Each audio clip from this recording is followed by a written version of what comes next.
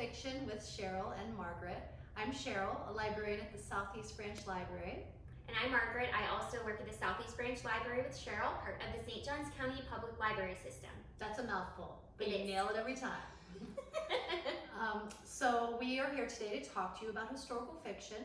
And before we start, we'd like to give you a definition of what historical fiction is. Wait, Cheryl, is something weird off? What is going on? Did we read too much historical fiction and knocked ourselves back into the olden days We're or something? too immersed in historical fiction. This is weird. This is super freaky. Not good. Okay. Deep breaths. Mind over matter. All right. We're gonna get back to the present. Okay, ready? Yes. In 3, 2, 1. 3, 2, 1. Whew. Okay. Yeah. Let's just keep it here. I think we're good. Okay. All right. After that little snafu.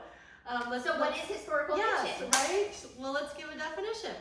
So, it's a literary genre where the story takes place in the past. The books capture the details of their time period as accurately as possible for authenticity, including social norms, manners, customs, and traditions. So you might dream in black and white. Yeah.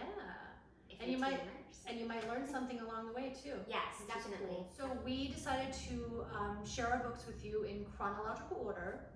In reverse. Chronological order. So first up is Margaret's book from 1969. This book is called Deacon King Kong by James McBride, set in 1969 in a faith-based community in Brooklyn, very centered around this church and the people that are a part of it. And the main character's name is Sport Coat. Very cool name, Sport Coat, because of his penchant for wearing sport coats. And he is kind of notorious for being a drunk around the community, and he drinks a lot of this thing that they call King Kong, which must be laced with something because it kind of definitely warps your reality. Mm-hmm. So he is supposed to give a sermon in the next coming weeks, and he drinks a little bit too much King Kong and has a gun and goes out and shoots one of the community members who is now a drug dealer that he knew as a youngster. And at point blank range, but he just shoots his ear, so the person doesn't die or anything, he just is laid up for a little bit. And it kind of follows the policing in that time period, which was also influenced by the Italian mob, and some other things.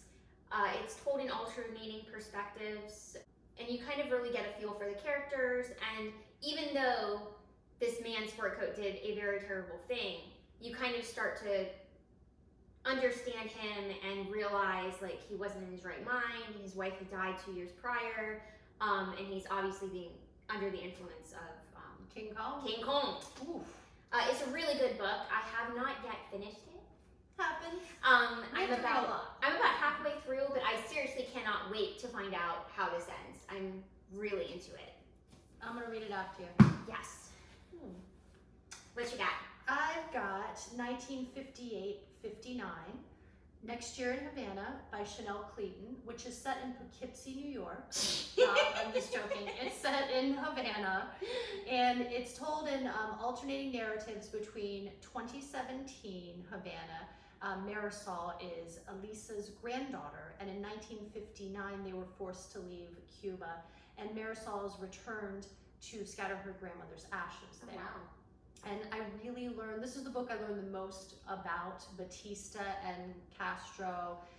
Yeah, I really didn't know a lot about that history. Mm-hmm. There's also a just beautiful homage to Cuba. I feel like both the present and the past. And one of the quotes I really liked about present day Cuba, Havana is like a woman who was grand once and has fallen on hard times, and yet hints of her former brilliance remain. Traces of an era since past, a photograph faded by time and circumstance, its edges crumbling to dust. Wow, that's beautiful. So, yeah, there's really, really good writing. There's romance. There's enough to satisfy those romance seekers, and then there's enough history to satisfy those history buffs. So really well balanced, kind of a twist in there as well. Super enjoyed it and definitely would recommend. Awesome. Sounds great. What you got?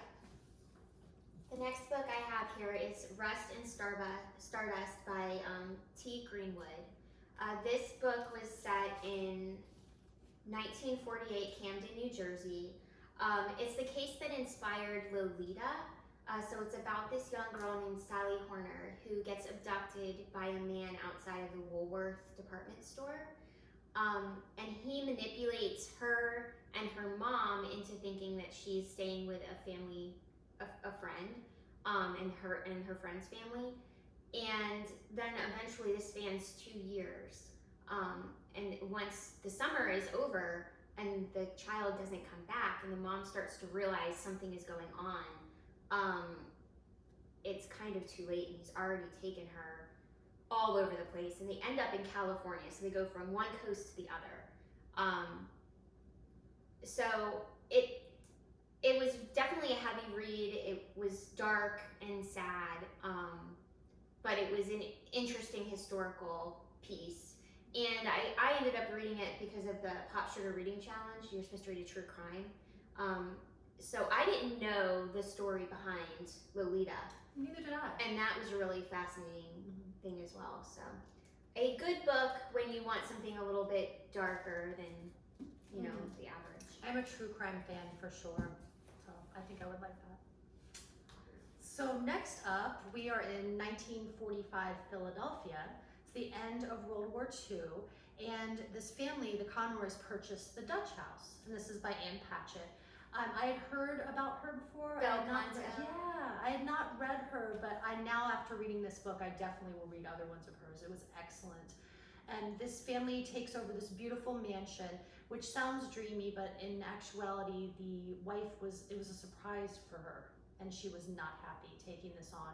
And the story centers around Danny and Maeve, who are siblings, and after their mother dies, they're living in the home, and the father marries what I would call an evil stepmother, but it's more nuanced than that, subsequently forcing them out of their home.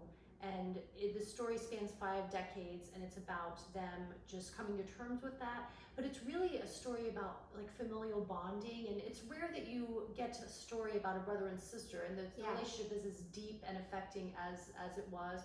So I really, really enjoyed this book, and I would read others by her. The cover is beautiful. Does that play any role in the story? Isn't it beautiful? It's really pretty. Yes, this is a painting that's hanging up in their house of Maeve, the sister. And it plays a big part in the story, and there's a lot of symbolism there. Wow. So, yeah, it's a beautiful book and beautifully written book. Nice. I want to read that one. My next pick here is A Gentleman in Moscow by Amor Towles. This book takes place starts in 1922 and then spans the course of the amount of time that the main character, Count Alexander Rostov, is under house arrest. And he's under house arrest for being an aristocrat during a time period where that was, bad. So he gets on house arrest in this Metropole Hotel across the street from the Kremlin. The story is more of like a bird's eye view of what's happening at the hotel, the characters within the hotel, and all the things that are enmeshed within that. About the relationships that he forges. And there's a little bit of intrigue, but overall it's just a really rich book in detail. Yeah, we did that for my book club, and at first glance I was like, a book about a dude that's in a hotel, that can't be exciting, but the characters are so beautiful and fully fleshed out. The staff that works there, the people that he meets and encounters throughout his stay. Yeah. I thought it was great too. Yeah, the language and the way this author writes, I really enjoy. He wrote The Rules of Civility as well, and I read that before I had read this, and I really enjoyed that book too. So I hope this author writes a lot more in the future because I really enjoy it. That was a good one, for sure. So, some of you may recognize this author, Elizabeth Gilbert. She wrote Eat, Pray, Love, but this is her foray into historical fiction. It's called City of Girls, and it is set in Manhattan in 1940. Vivian is ousted from her college for being a bad girl. She likes to drink and smoke and carouse. I love me a bad girl. Yeah, it's a fun character. And she's sent to live with her Aunt Peg, the eccentric Aunt Peg in Manhattan, who runs this ragtag group theater troupe. And it has one of the best chapter beginnings. It says, in the summer of 1940, when I was 19 years old and an idiot, My parents sent me to live with my Aunt Peg, who owned a theater company in New York City. And it's really a coming of age tale. It is told from the perspective of 89-year-old Vivian as she recounts her life. And there's romance, there's a decision that she makes that kind of affects the rest of her life. It's just a really fun, and the cast of characters at this theater and the relationships that she forges are really beautiful. And it has a wonderful ending, and I really liked it. That sounds amazing. It's good. What you got? Okay, the last book I have here is Pachinko by Min Jin Lee. This book takes place in early 20th century Japan-occupied Korea. And the main character's name is Sunja, and her and her mother own and run a boarding house in Korea for workers. And she ends up getting pregnant by a guy that lives in their town, and she doesn't find out that he's already married until after she's pregnant. And so she is distressed because she doesn't want to bring dishonor to her family. So there's a boarder at the house who has tuberculosis, and he's a minister. And he offers to marry Sunja and take her with him to Japan. And so he does that, but there's a lot of issue when she ends up in Japan because they are looked down upon, the Koreans, when they're there. So she ends up, the reason why this is called Pachinko is she ends up selling kimchi at a Pachinko parlor, and then cooks and things there with one of, I think it's her sister-in-law. And that's kind of how she ends up making money and supporting her family in a place where it's very hard for people of her descent. This book kind of talks a lot about what being an outsider is, about minorities and the politically disenfranchised. Very rich in the politics of the time. It was a really good read, very interesting and intriguing. I always wonder where that title came from, Mm-hmm. so I'm glad you explained that. What's the last? This is the last one. The last book. It's 1931, set everywhere because it's a circus, and it's by Sara Gruen. And it's a wonderful book, and Jacob Jankowski's the main character. Again, like City of Girls, he's 93 and he's recounting his life and from a nursing home. Mm-hmm. The circus comes to town one day, and that kind of sparks his memories of living with the circus.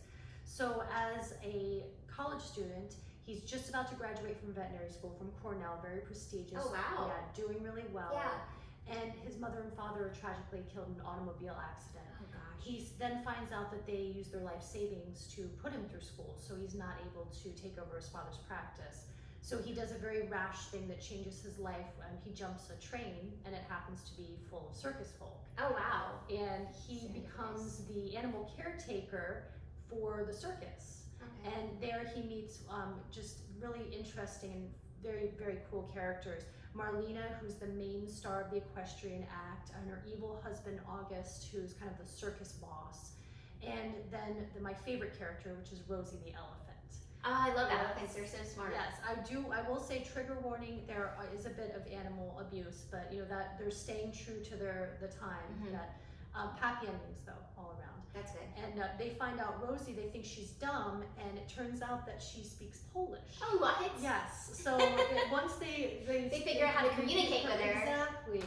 And he just has a wonderful time, and it's really beautiful just watching him these relationships. There's a little bit of romance in there Mhm. too, but an interesting array of characters, and I really liked it. And it's also a movie with Reese Witherspoon and Robert Pattinson. Yes, I've seen the movie. I haven't Yeah. read the book.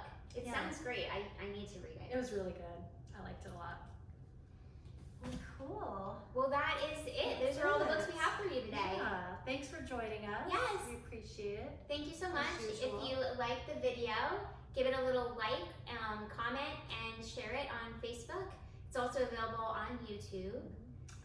If you think of any historical fiction that you have read that you really liked, feel free to comment. Yes, let us know. Always open to suggestions. We like that. We do. So, We yeah. do. So thank you so much. Thank you so much. Did you hear that? Yeah, what was that?